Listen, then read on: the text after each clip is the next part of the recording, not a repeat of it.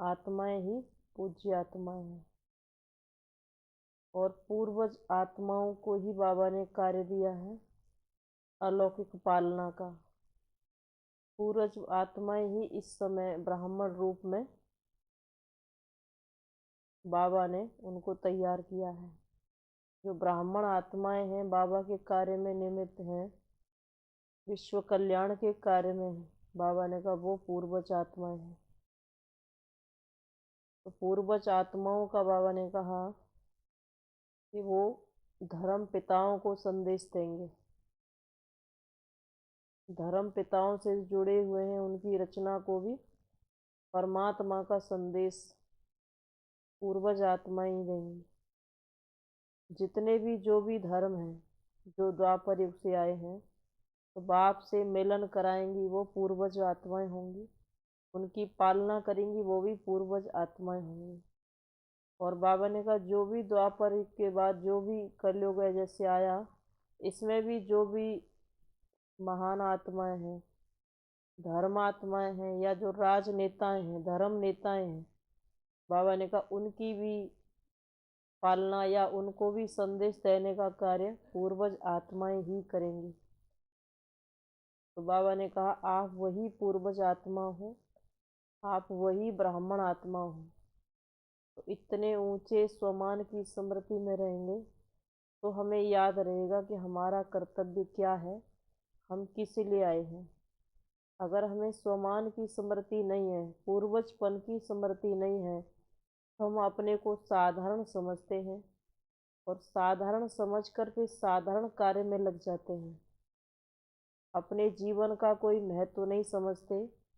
फिर जब हमको कोई रास्ता दिखाई नहीं देता है तो हम क्या करते हैं, रास्ता भटक जाते हैं और दूसरे कार्यों में लग जाते हैं। हम ये नहीं समझते कि बाबा ने अगर हमको सेलेक्ट किया है, अपना बच्चा बनाया है, तो विशेष हमसे कुछ कराना है।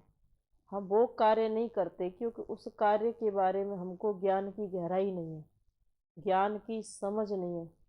हम क्या करते हैं, छोटे मोटे कार्य को करने लग जाते हैं।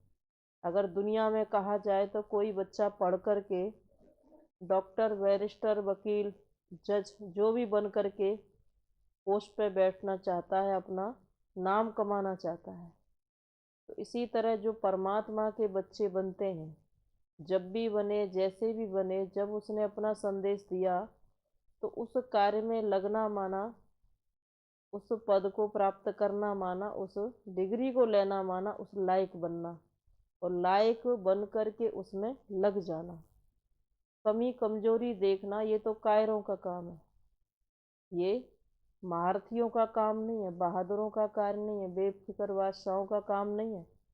कायरता मन में लाना, कमजोरी मन में लाना, ये बाबा कहते ये तो अपना ही क्या है, अनिष्ट करना है। अपना विवेक का क्या करते हैं, विवेक को दबा देते हैं, विवेक का खून कर देते हैं। क्योंकि अपनी जो अच्छी अच्छी बातें मन में आती हैं उनको नहीं बढ़ाते, जो उल्टी सुल्टी बातें मन में आती हैं इधर उधर से सुन लेते हैं, उनमें ही बह जाते। उनमें बह गए तो पीछे की तरफ चले गए।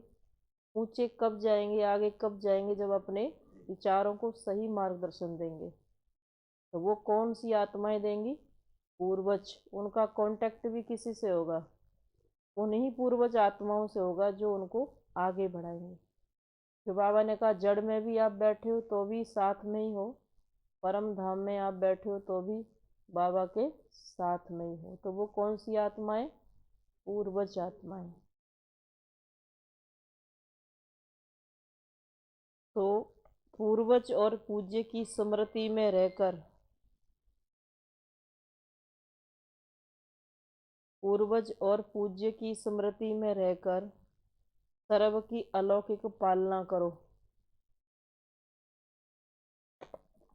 अगर बाबा कहते किसी को आप ज्ञान भी सुनाते हो, योग कराते हो, मुरली भी सुनाते हो, तो अपने को साधारण समझ के नहीं सुनाओ, एक पूर्वज आत्मा समझ करके, बाबा का बच्चा समझ करके, बाबा ने कहा ऊंची स्थिति में रह करके सुनाओ। तो उस आत्मा का भी कल्याण होगा और आपका भी होगा। तो पूर्वज और पूज्य की स्मृति में रहकर सर्व की अलौकिक पालना करो। आज विश्व रचता बाप अपनी श्रेष्ठ रचना को देख रहे हैं। सर्व रचना में से श्रेष्ठ रचना आप ब्राह्मण आत्माएं हो, क्योंकि आप ही विश्व की पूर्वज आत्माएं हो। एक तरफ पूर्वज हो, साथ साथ पूज्य आत्माएं भी हो। इस कल्प वृक्ष की फाउंडेशन अर्थात जड़ आप ब्राह्मण आत्माएं हो। हर वृक्ष के मूल आधार तना भी आप हो, इसलिए आप सर्व आत्माओं के लिए पूर्वज हो। सृष्टि चक्र के अंदर जो विशेष धर्म पिताएं कहलाए जाते हैं, आप सर्व आत्माओं के लिए पूर्वज हो। सृष्टि चक्र के अंदर जो भी विशेष धर्म पिताएं कहलाए जाते हैं, उन धर्म पिताओं को भी आप पूर्वज आत्माओं द्वारा ही बाप का संदेश प्राप्त होता है। जिस आधार से ही समय प्रमाण वो धर्म पिताएं अपने धर्म के आत्माओं प्रति संदेश देने के निमित्त बनते हैं। जैसे ब्रह्मा बाप ग्रेट ग्रेट ग्रैंडफादर है, तो ब्रह्मा के साथ आप ब्राह्मण आत्माएं भी साथी हो। जैसे ब्रह्मा, तो बाबा ने कहा इसलिए आप पूर्वज आत्माएं गाई हुई हो।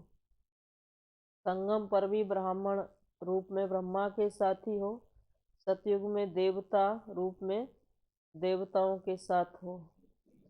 तो इसीलिए आपका बाबा ने कहा पूर्वज आत्माओं के रूप में गाई हुई हो। पूर्वज आत्माओं का डायरेक्ट चाहे इनडायरेक्ट सर्व आत्माओं से कनेक्शन है।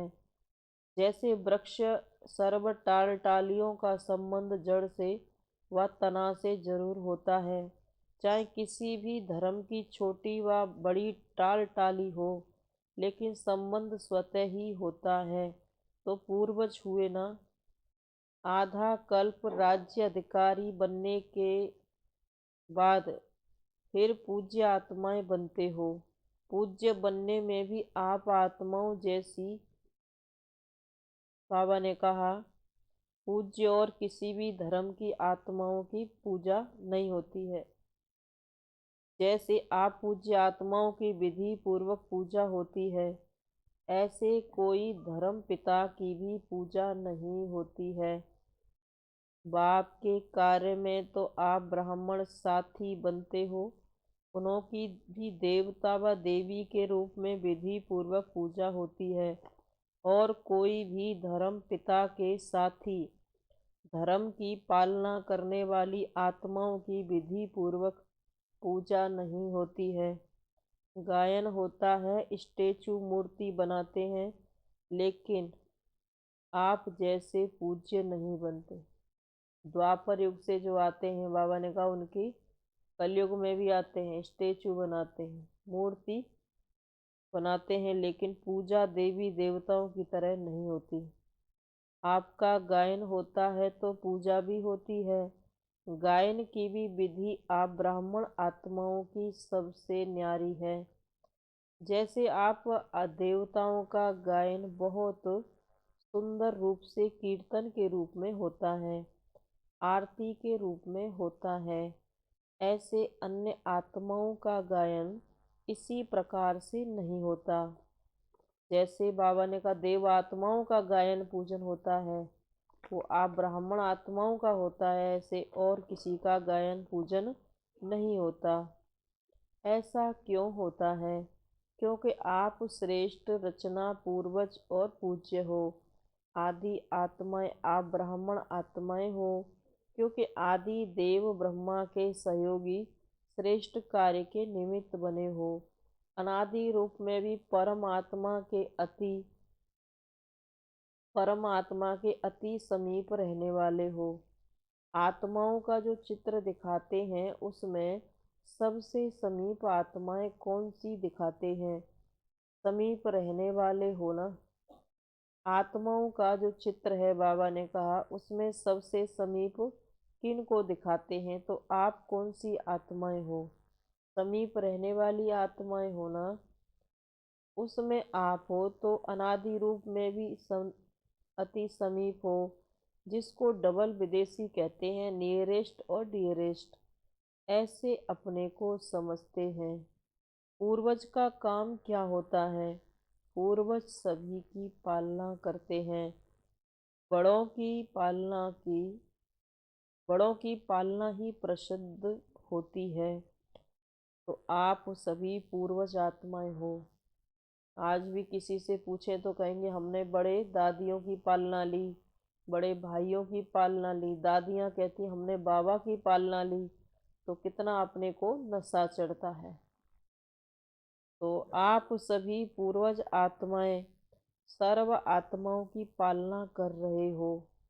अब बाबा कहते आप भी पूर्वज आत्माएं हो तो आप दूसरों की भी पालना कर रहे हो। जैसे बाबा ने जो दिया है वो दूसरों को, जो प्यार पालना बाबा से ली है, वो उतनी ही प्यार पालना रिटर्न में कितने गुना करके, जो उसको बाबा कहते हैं 100 गुना करके दूसरों को भी दे रहे हो।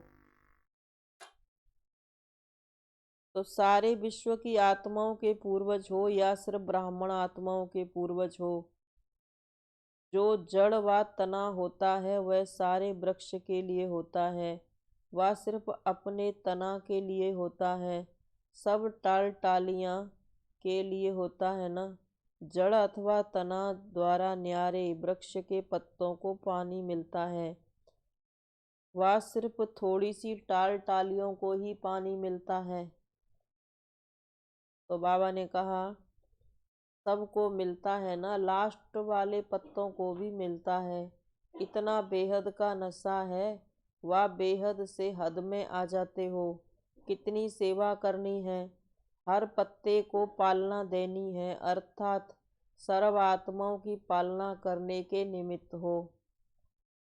किसी भी धर्म की आत्माओं को मिलते हो व देखते भी हो, हे पूर्वज आत्माएं ऐसे अनुभव करती हो कि ये सब आत्माएं हमारे ग्रेट ग्रेट ग्रैंडफादर की वंशावली हैं। हम ब्राह्मण आत्माएं भी मास्टर ग्रेट ग्रेट ग्रैंडफादर हैं, अर्थात पूर्वज हैं। वह यह सब हमारे हैं। वह सिर्फ ब्राह्मण आत्माएं हमारी हैं। जब भाई भाई कहते हो तो आप पूर्वज आत्माएं बड़े भाई अथवा बाप समान हो। इस स्मृति को ही प्रैक्टिकल लाइफ में अनुभव करना है। पूर्वज आत्माएं हो, बड़े भाई माना बाप समान हो।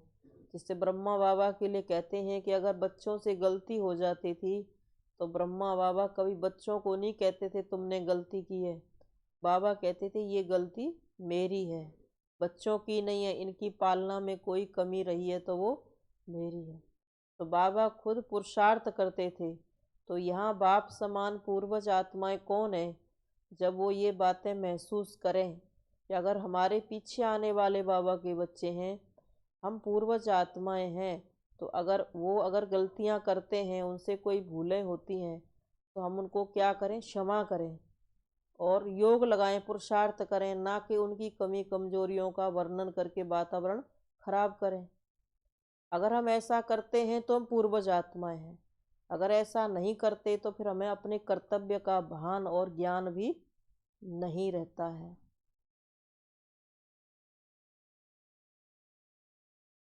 तो बाबा ने कहा आप पूर्वज आत्माओं की पालना की विधि क्या है?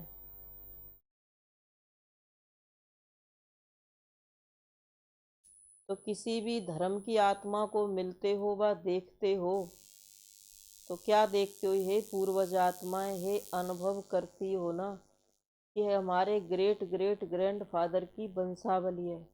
हमारे धर्म पिताओं के भी पिता परम पिता शिव बाबा, ये ब्रह्मा की वंशावली है। हम ब्राह्मण आत्माएं भी master great great grand father अर्थात पूर्वज हैं। ये सब हमारे हैं। बाबा ने कहा हम बेहद की वैराग्यवृत्ति वाले कब मानेंगे, कब बनेंगे? जब समझेंगे ये सब हमारे हैं, वह सिर्फ ब्राह्मण आत्माएं हमारी हैं। जब भाई भाई कहते हो तो आप पूर्वज आत्माएं बड़े भाई हो, बाप समान हो। बड़े भाई हो माना बाप समान हो। इस स्मृति को ही प्रैक्टिकल लाइफ में अनुभव करना और कराना। क्या होता है पालना? आप सभी पूर्वज आत्माओं की पालना का अनुभव क्या है? पालना का स्वरूप क्या है? लौकिक जीवन में भी पालना का आधार क्या होता है? पालना करना अर्थात किसी को भी शक्तिशाली बनाना। अगर कोई आत्मा महसूस करती है कि हमारा जीवन सुखी नहीं हुआ, इसका मतलब उसकी पालना भी सही ढंग से, सही विधि से नहीं, क्योंकि वो दुखों से मुक्त नहीं हुआ है। तो उसमें कमी उसकी भी हो सकती है कि वो सही चलन में नहीं आ रहा है, श्रीमत को नहीं पकड़ रहा है, या फिर उसमें पालना की भी कमी हो सकती है। तो हर एक बाबा कहते समझे कि मैं पूर्वज आत्मा हूँ, मुझे अपनी तरफ से कोई भी कमी नहीं छोड़नी है। अगर फिर भी कोई आत्मा दुखी है तो अपने ही हिसाब किताब के कारण से है।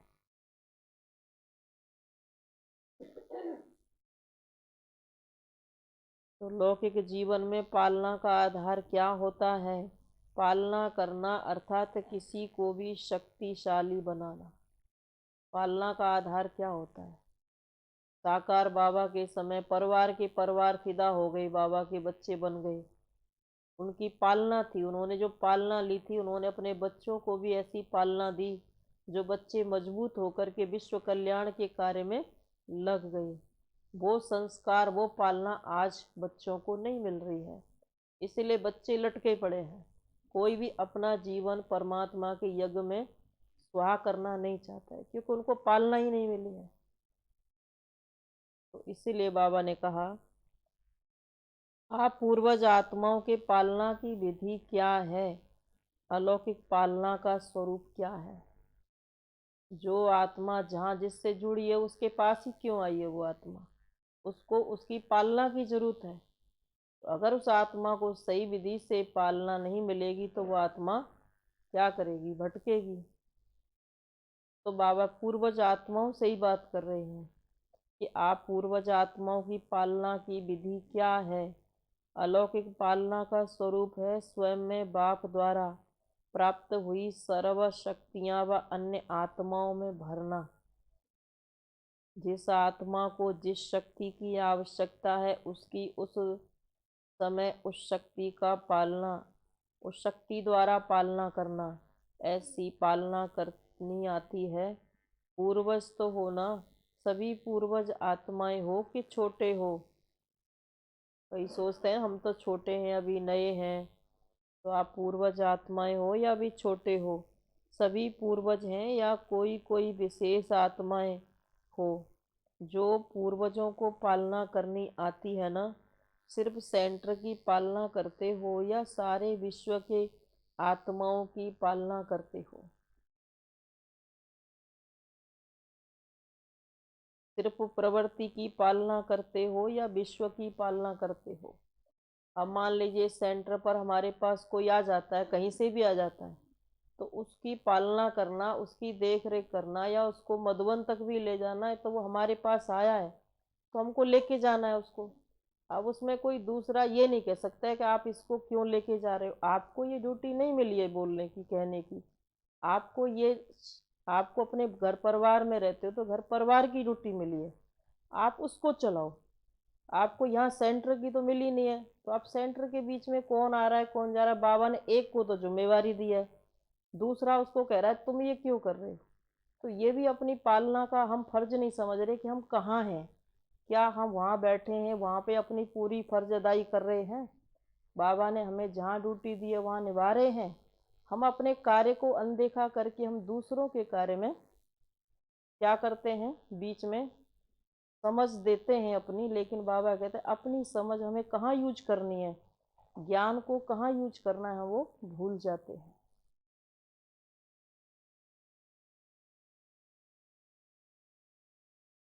तो अलौकिक पालना का स्वरूप है स्वयं में बाप द्वारा प्राप्त हुई सर्व शक्तियां अन्य आत्माओं में भरना। जिस आत्मा को जिस शक्ति की आवश्यकता है उसकी उस समय उस शक्ति द्वारा पालना करना। ऐसी पालना करनी आती है। पूर्वज तो हो ना, सभी पूर्वज आत्माएं हो या छोटे हो, सभी पूर्वज हैं या कोई कोई विशेष आत्माएं हो, तो पूर्वजों की पालना आती है ना करनी।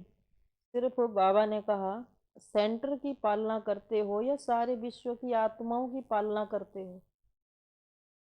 अगर कोई बाबा ने भेजा और वो आया तो उसको, अब आपके यहाँ पे भी कोई आ जाता है अचानक, तो क्या करते हो उसको? ऐसे तो नहीं करेंगे, हम आपको जानते नहीं है, आप यहाँ क्यों आए? आया है तो वो कहीं से अत्ता पत्ता करके आया है, तो कोई ना कोई उसको जरूरत है, ज्ञान योग की जरूरत है, तो उसको भी क्या करना है? पालना देनी है। तो बाबा ने कहा सिर्फ प्रवृत्ति की पालना करते हो या विश्व की पालना करते हो? आपके पास भी कोई भूला भटका कहीं से आ जाता है तो उसको सही मार्गदर्शन देना ये आपकी ड्यूटी है। तो फिर बाबा कहते हैं आप गृहस्थी की पालना करते हो प्रवृत्ति की, या विश्व की पालना करते हो? विश्व की भी देख रेख की उसकी सेवा समझते हैं अपना हमारा फर्ज है, या सिर्फ प्रवृत्ति को ही पालना हमारा फर्ज है? समाचार तो सब इंटरेस्ट से सुनते हैं, समझते हैं ना, सेंटर पर रहते हैं तो ये सेंटर वालों की ड्यूटी है, मधुबन रहते हैं तो मधुबन वालों की ड्यूटी है। बाबा ने कहा आप कहाँ के रहने वाले हो? आप मधुबन वासी हो ना, तो जो जहाँ है हम देखते हैं वहाँ हमारा फर्ज है, तो वहाँ हम उसको सही करें, गलत को सही करना ये हमारी जिम्मेवारी है, क्योंकि हम यज्ञ रक्षक हैं। तो वर्तमान समय आप पूर्वज आत्माओं के पालना की सर्व आत्माओं को आवश्यकता है। समाचार तो सब इंटरेस्ट से सुनते हैं, क्या क्या हो रहा है। ये न्यूज़ तो रोज चाहिए ना, क्या हो रहा है, कौन आया कौन गया, लेकिन हमारा क्या न्यूज़ है? हमें क्या करना है, हम वो क्या कर रहे हैं? हम अपना कर्तव्य भूल जाते हैं। अयोध्या की घटना के बाद कई स्थानों से हिंसा के समाचार मिल रहे हैं, लेकिन पूर्वज आत्माओं ने समाचार सुनने के बाद सर्व की पालना की। इतनी आत्माएं भटक रही हैं, कहीं हलचल हुई तो हमारा क्या बनता है उसके बीच में? उन आत्माओं को शक्ति देना, सकाश देना, वो शांत हो, हलचल से परे हो। अपने पालना की सेवा में लग जाओ। समाचार तो सुना देंगे दूसरों को कि फलानी जगह ये हो गया वो हो गया, लेकिन क्या हमें अपना कर्तव्य याद है कि हम ऐसी आत्माओं को शांति का दान दें? उस समय आत्माएं हलचल में है। अपने पालना की सेवा में लग जाओ। अगर कहीं आग लग रही होती है तो क्या करते हैं? बुझाने के लिए सब प्रयत्न करते हैं, या उस समय पूछेंगे कैसे लगी, किसने लगाई? उस समय तो कार्य बनता है, कर्तव्य बनता है बुझाने का। तो अपने पालना की सेवा में लग जाओ। जैसे अशांति के समय विशेष पुलिस व मिलिट्री समझती है कि हमारा ये कार्य है अशांति को शांत करना, ऑर्डर द्वारा पहुंच जाते हो, और ऐसे टाइम पर विशेष अटेंशन से अपनी सेवा के लिए अलर्ट हो जाते हो। आप सबने हलचल का समाचार तो सुना, लेकिन सेवा में अलर्ट हुए व सुनने का ही आनंद लिया। फलानी जगह ये हो गया वो हो गया, ये न्यूज़ तो सुन लिया, तो सुनने के बाद क्या फर्ज बनता है कि उन आत्माओं को क्या हमने शांति का दान दिया, शक्तियों का दान दिया? उनसे क्या बीत रही है ये तो हमको पता है, लेकिन हमने क्या उनको सहयोग दिया? घर बैठे सकाश तो दे ही सकते हैं।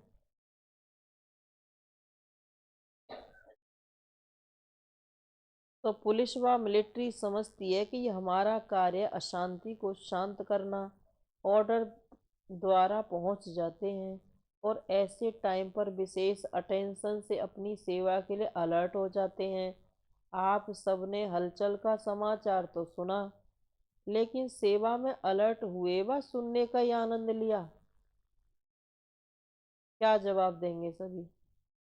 अलर्ट हुए या सुनने का ही आनंद लिया? अपना पूर्वजपन स्मृति में आया कि इस समय ये हो रहा है तो हमें क्या करना है, क्या कर्तव्य है? सभी आत्माओं की शांति की शक्ति से पालना की, या अभी यही सोचते रहे कि यहाँ यह हुआ वहाँ यह हुआ? विशेष आत्माओं की ऐसे समय पर सेवा की अति आवश्यकता है। बाबा को कैसी आत्माओं की आवश्यकता है?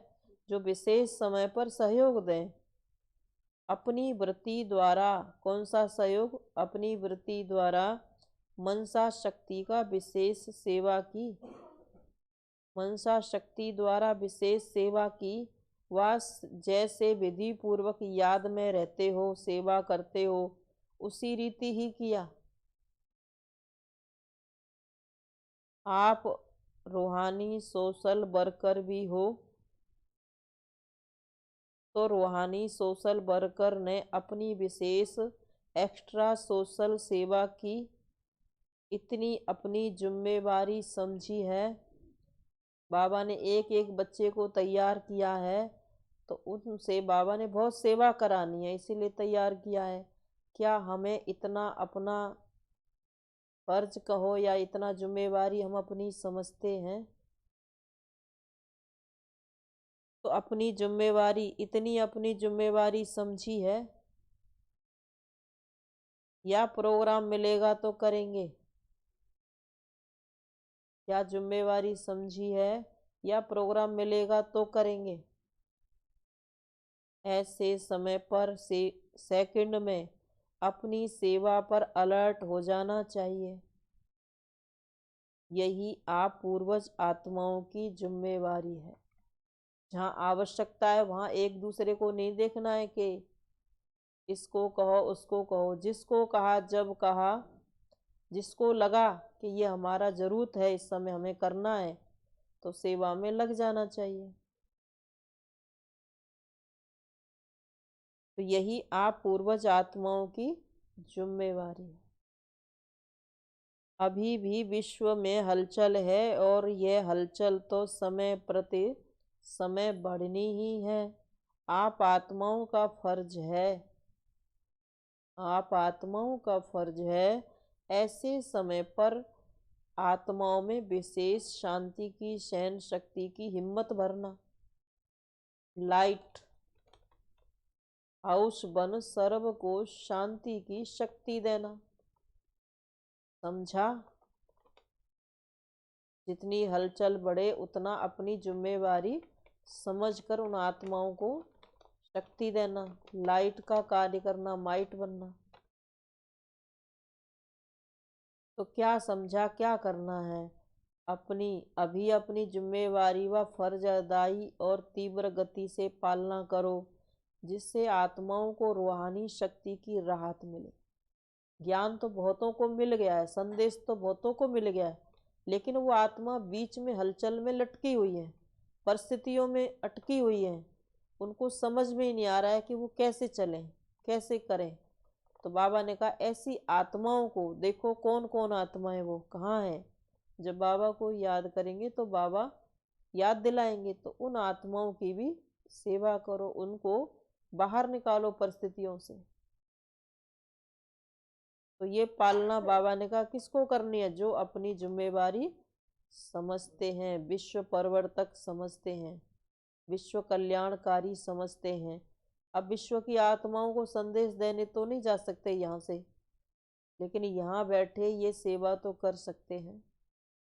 अगर कोई विश्व में आत्मा हलचल में है और हम योग की सकाश दे रहे हैं, उस आत्मा को शांति मिल गई, या वो बाबा के घर में चला गया हमारी शांति के वाइब्रेशन लेकर के, तो किसको पुण्य मिलेगा? जो बैठा होगा, जिसने उसको सकाश दी होगी, उस सकाश की शक्ति से वो आत्मा अपने मार्गदर्शन में पहुंच गई, अपनी सही स्थिति में स्थित हो गई, तो उसको उस आत्मा की कमाई हो गई, जिसने उस आत्मा को योग की सकाश दी, शक्ति दी। तो कोई भी आत्मा विश्व के कोने में बैठी, अगर उसका कल्याण हो गया तो हम क्या बन जाएंगे? विश्व कल्याणकारी। बाकी ऐसे तो नहीं कि विश्व में चक्कर लगाए जाएं तभी विश्व कल्याणकारी होंगे। विश्व तो बहुत बड़ा है।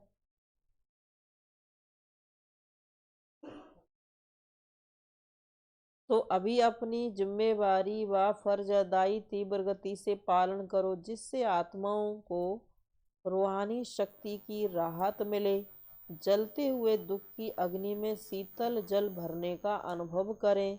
ये फर्ज अदाई कर सकते हो, दूर से भी कर सकते हो, या जब सामने आएंगे तब करेंगे।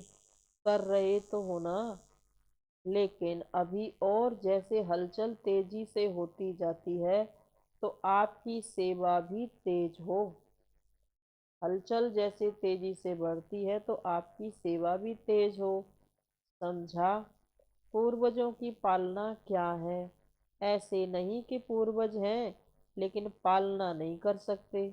पूर्वज का काम ही है पालना द्वारा शक्ति देना, श्रेष्ठ शक्तिशाली स्थिति द्वारा परिस्थितियों को पार करने की शक्ति अनुभव कराना।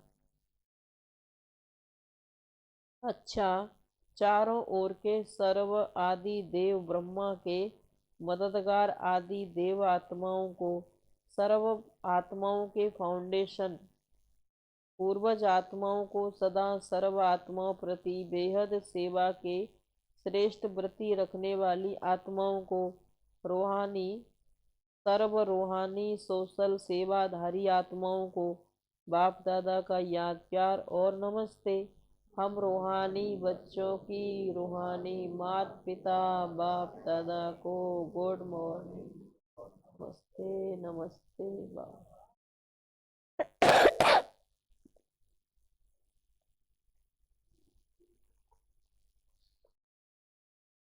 दादियों से मुलाकात है। वर्तमान समय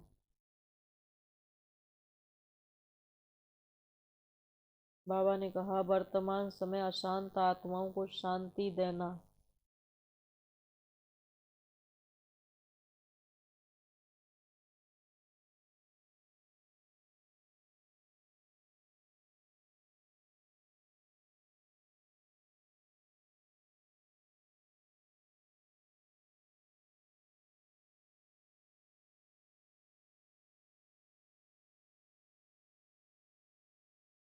वर्तमान समय अशांत आत्माओं को शांति देना, यही सभी का विशेष कार्य है।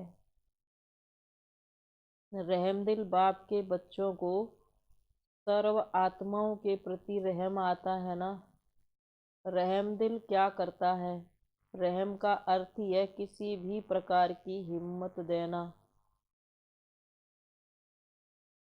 रहमदिल क्या करता है? तो बाबा ने कहा, रहम का अर्थ ही है किसी भी प्रकार की हिम्मत देना, निर्बल आत्मा को बल देना। तो आत्माओं के दुख का संकल्प तो आप मास्टर सुखदाता आत्माओं के पास पहुंचता ही है। जैसे वहाँ दुख की लहर है, ऐसे ही विशेष आत्माओं में सेवा की विशेष लहर चले। देना है, कुछ करना है, क्या किया वो हर एक को देना है, कुछ करना है, क्या किया है वो हर एक को सेवा का एक्स्ट्रा चार्ट चेक करना चाहिए। जैसे साधारण सेवा चलती है वो तो चलती है, लेकिन वर्तमान समय वायुमंडल द्वारा व्रती द्वारा सेवा व विशेष अटेंशन रखो। समय प्रमाण वर्तमान समय वायुमंडल द्वारा व्रती द्वारा सेवा का विशेष अटेंशन रखो।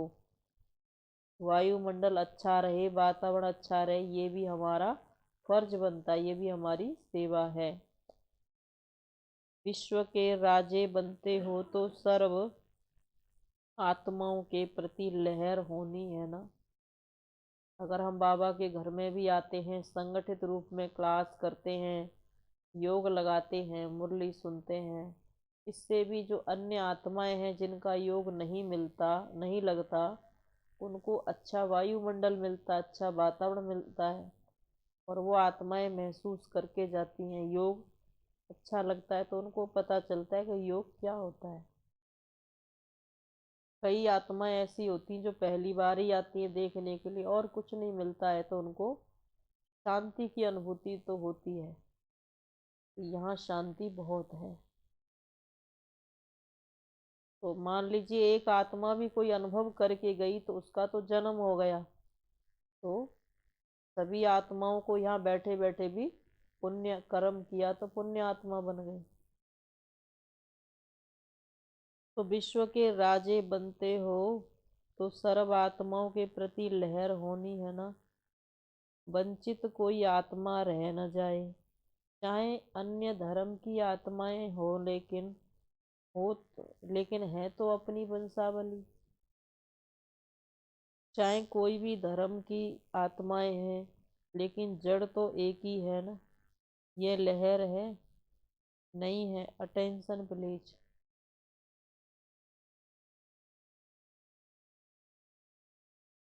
अव्यक्त बाप दादा की पर्सनल मुलाकात। बाबा ने कहा ना, ये मत सोचो कि तो एक आत्माएं, दो आत्माएं।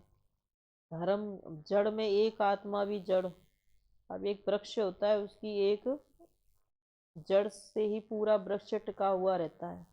अगर जड़ नहीं है या जड़ कमजोर है तो वृक्ष कैसे टिकेगा।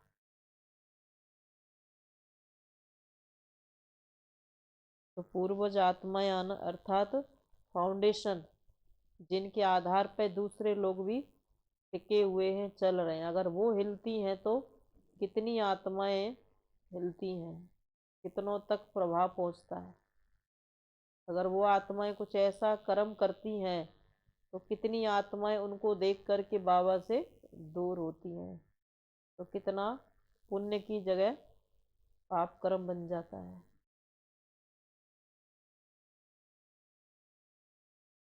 लेकिन जड़ तो एक ही है, यह लहर है नहीं। Attention please. अव्यक्त बाप दादा की पर्सनल मुलाकात। व्यर्थ के प्रभाव में आने वाले नहीं, अपना श्रेष्ठ प्रभाव डालने वाले बनो। हमारा प्रभाव बढ़ता जाए, ज्ञान योग का ऑरा आत्मा के चारों तरफ हो, प्रभाव किसी का पड़ेगा नहीं। सदा अपने को पुरुषार्थ में आगे बढ़ने वाली आत्मा हूँ, ऐसे अनुभव करते हो।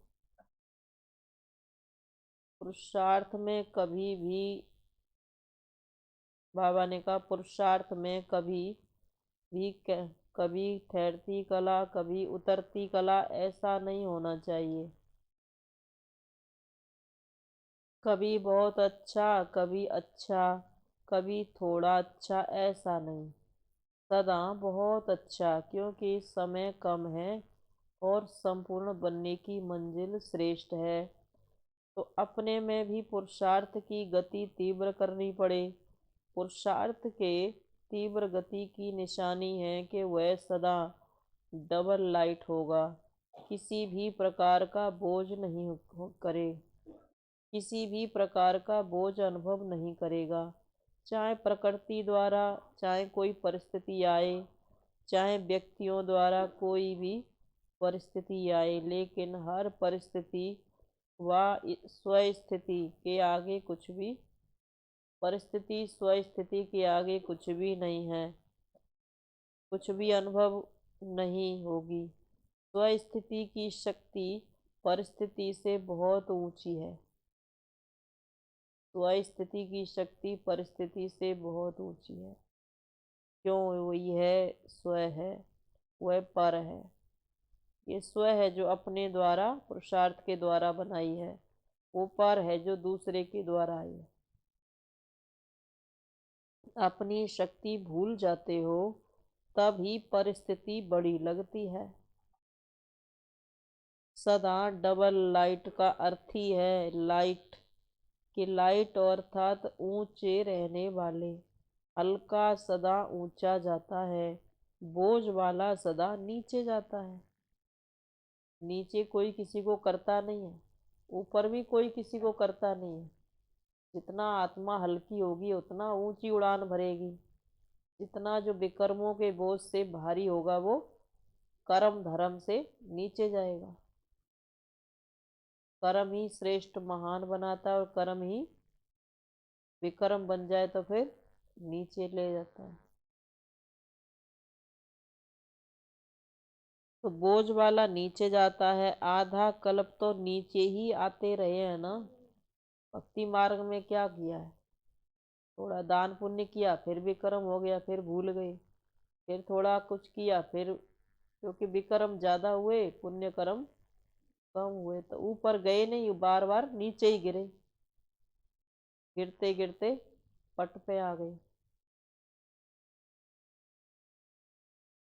तो बाबा ने कहा पट पे आना माना देहवान में आ गए।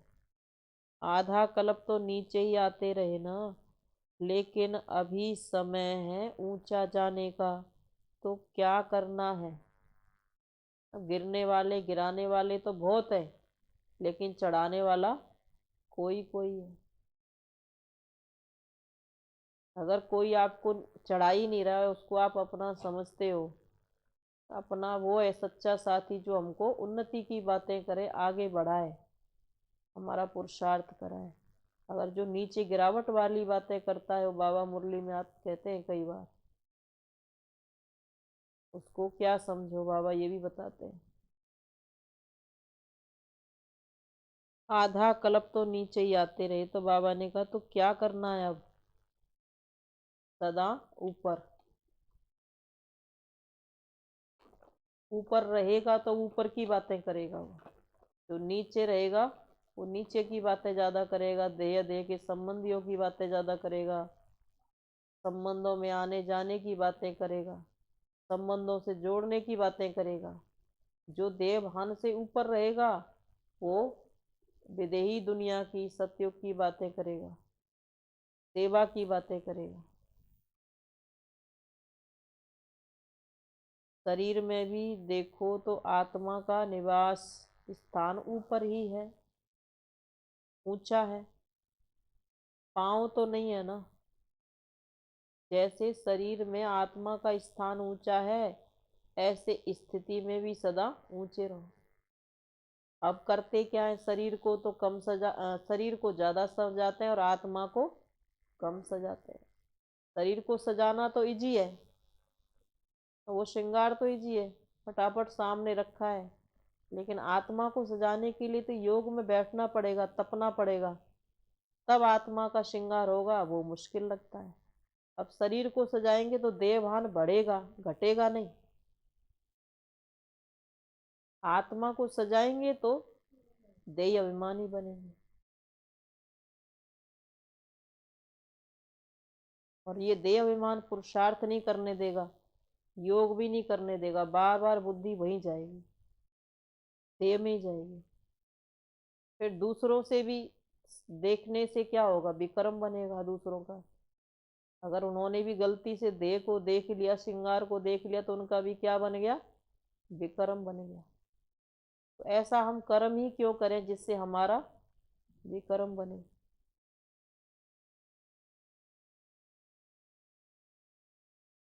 तो जैसे शरीर में आत्मा का स्थान ऊंचा है, ऐसे स्थिति में भी सदा ऊंची रहे स्थिति।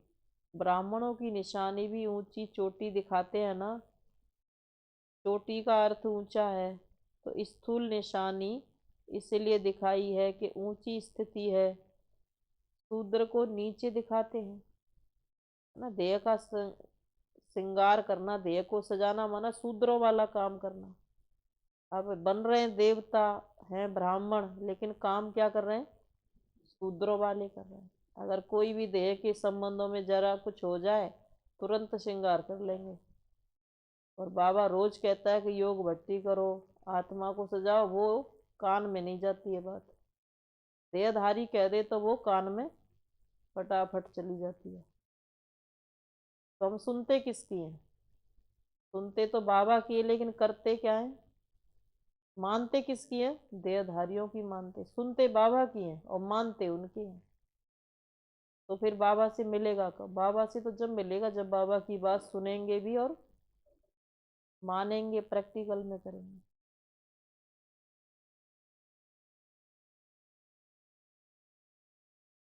तो शूद्रों को नीचे दिखाते हैं, ब्राह्मणों को ऊंचा दिखाते हैं। तो ब्राह्मणों का स्थान और स्थिति दोनों ऊंची है। अगर स्थान की याद होगी तो स्थिति स्वतः ऊंची हो जाएगी। ब्राह्मणों की दृष्टि भी सदा ऊपर रहती है, क्योंकि आत्मा आत्माओं को देखते हैं। आत्मा ऊपर है तो दृष्टि भी ऊपर जाएगी। कभी कभी भी किसी से मिलते हैं तो यही बात करते हैं ना कि आप आत्मा को देखकर बात करते हो, आत्मा से बात करते हो, आपकी दृष्टि आत्मा की तरफ जाती है, आत्मा मस्तक में है ना, तो ऊंची स्थिति में स्थित रहना सहज है। फिर बाबा ने हमें 3 काम दिए, ना देखो, ना सुनो, ना बोलो। तो हम देह भान वालों को देखते ही क्यों हैं? उनको देखते हैं तो उनके अवगुण फटाफट आ जाते हैं। तो उनको बाबा को देखेंगे तो बाबा के गुण आएंगे, और उनको देखेंगे तो उनके आ जाते हैं। तो उनके वो गुण नहीं है, वो अवगुण है। गुण तो ज्ञान के जो बाबा सिखा रहे हैं। तो आत्मा तो मस्तक में है ना, तो ऊंची स्थिति में स्थित रहना सहज है। आत्मा का ज्ञान दिया माना खुद को भी बिंदी लगाई आत्मा की, और दूसरे को भी बिंदी लगा दी। ये ज्ञान का श्रृंगार है। जब ऐसी स्थिति हो जाती है तो नीचे की बातों से, नीचे के वायुमंडल से सदा ही दूर रहेंगे, उसके प्रभाव में नहीं आएंगे। अच्छा प्रभाव पड़ता है या खराब भी पड़ जाता है। किसी को देख के तो योग लग जाता है, और किसी को देख करके योग टूट जाता है। तो अच्छा प्रभाव ज्यादा पड़ता है या बुरा? बाबा पूछते हैं। अगर प्रवृत्ति में रहकर, प्रवृत्ति माना गृहस्थी, अगर प्रवृत्ति में खराब वायुमंडल हो, फिर क्या करते हो? प्रभावित होते हो। खराब को अच्छा बनाने वाले हो या प्रभाव में आने वाले हो? अगर रोज रोज प्रभाव में आएंगे तो क्या होगा? नीचे चले जाएंगे, गिरती कला में चले जाएंगे। आत्मा सतो प्रधान बनने बनने के बदले और ही रजो और तमो में चली जाएगी। तो प्रभाव में आने वाले हो? बाबा ने पूछा। क्योंकि माया भी देखती है कि अच्छा अंगुली तो पकड़ ली है, प्रभाव में आ गया माना अच्छा अंगुली तो पकड़ ली है। अंगुली के साथ, अंगुली के बाद माया फिर पकड़ेगी हाथ, हाथ पकड़ेगी, फिर हाथ के बाद पाँव पकड़ेगी है। फिर बंधन बन जाते हैं ना, हाथ से बांध, पाँव से बांध। दुनिया में जब शादी करते तो क्या करते, उसको बांध देते हैं चारों तरफ की। वो तो सोचते श्रृंगार है, वो श्रृंगार नहीं है, वो बंधन है, बेड़ी है। उसको बांध दिया कि अब ये कहीं नहीं जा सकती, अब इसको इन्हीं 4 दीवारों में रहना है।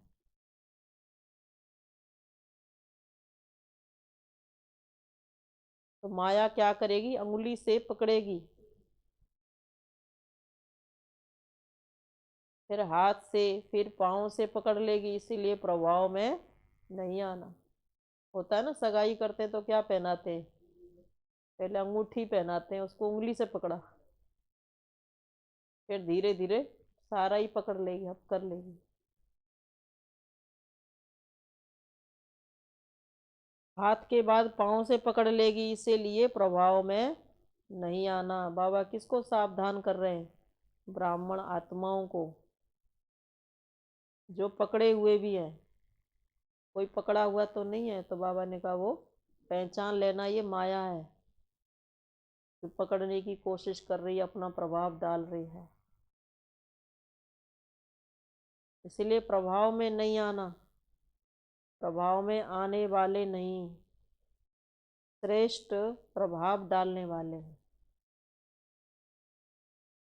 आप प्रभाव में आने वाले नहीं हैं, श्रेष्ठ प्रभाव डालने वाले हैं। तो ब्राह्मण आत्मा अर्थात डबल लाइट, ऊंचे रहने वाले, इसी स्मृति से आगे बढ़ते चलो। आप राम माना शिव बाबा की आत्मा है, तो बाबा ने कहा रावण की चीज को टच नहीं कर सकते, रावण की चीज को यूज नहीं कर सकते। अगर रावण की चीज को यूज करते हैं, टच करते हैं, इसका मतलब आकर्षण, इसका मतलब रावण आएगा फिर और भी लालच देगा फिर। अच्छा, सभी खुश रहते हो?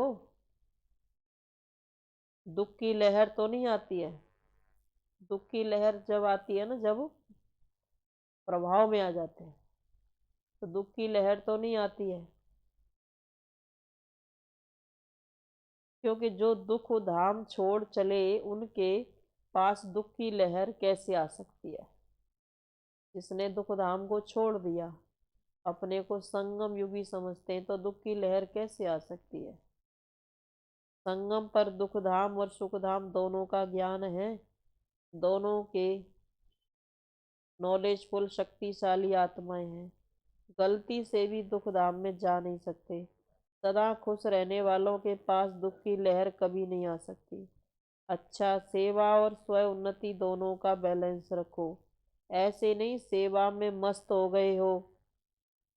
बाबा कहते सेवा भले करो, लेकिन जो बाबा ने योग के लिए पुरुषार्थ करने के लिए टाइम टेबल बनाया है, उसमें उसको फ्री रखो कि उस समय हमको योग पुरुषार्थ करके अपने अपना भी पुरुषार्थ करना है।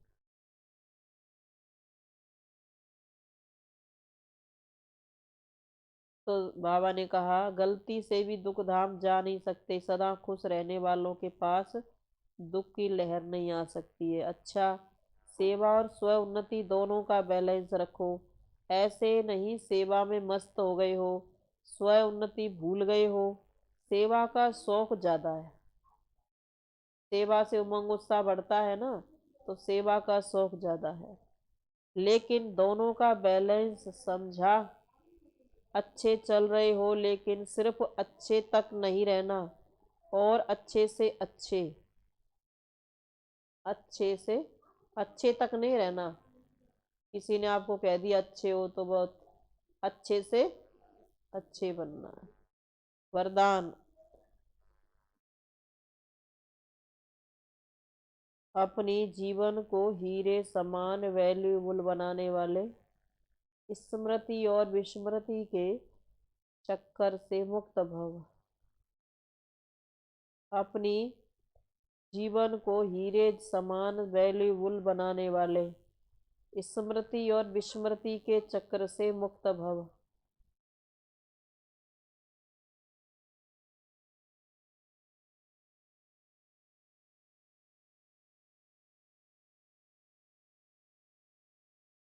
अपनी जीवन को हीरे समान वैल्यूबल बनाने वाले, स्मृति और विस्मृति के चक्र से मुक्त भव।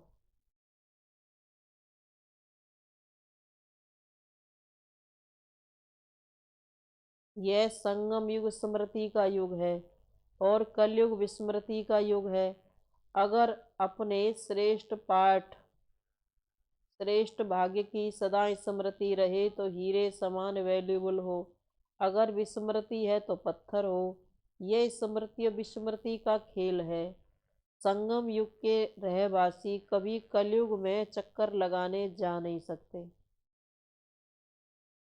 अगर थोड़ा भी बुद्धि गई तो चक्कर में फंस जाएंगे।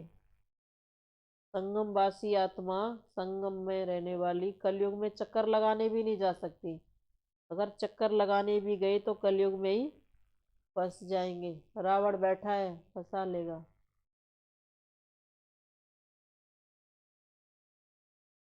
यह तो बाबा ने कहा, माना स्मृति की जगह विस्मृति हो गई, बाबा को भूल गए तो भी कलयुग में चक्कर लगाने चले गए। तो संगम युग के वासी रहवासी कभी कलयुग में चक्कर लगाने नहीं जा सकते। अगर थोड़ा भी बुद्धि गई तो चक्कर में फंस जाएंगे, क्योंकि कलयुग में बहुत रौनक है, लेकिन वह रौनक धोखा देने वाली है। कलयुग में बहुत रौनक है, वो रौनक धोखा देने वाली है। स्लोगन। अपनी कर्मेंद्रियों को लॉ और ऑर्डर प्रमाण चलाने वाले ही सच्चे सहयोगी हैं। अपनी कर्मेंद्रियों को लॉ और ऑर्डर प्रमाण चलाने वाले ही सच्चे योगी हैं, राजयोगी हैं।